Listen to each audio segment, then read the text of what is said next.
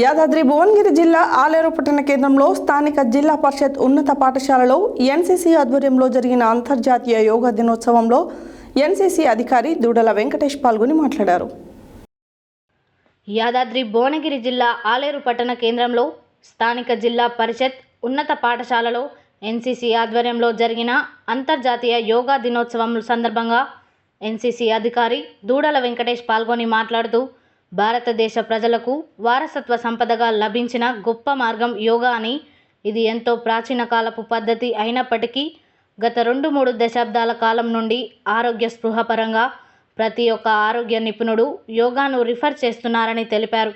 శారీరక మానసిక ఆరోగ్యాన్ని దృఢంగా మార్చే యోగా జీవితానికి ఎంతో అవసరమని, ఏ వ్యాయామంతో కూడా పోల్చి చూసినప్పటికీ కూడా యోగాలో ఉన్న చాలా విశిష్టతలు యోగాని చాలా ప్రత్యేకంగా నిలబెడతాయని చెప్పారు.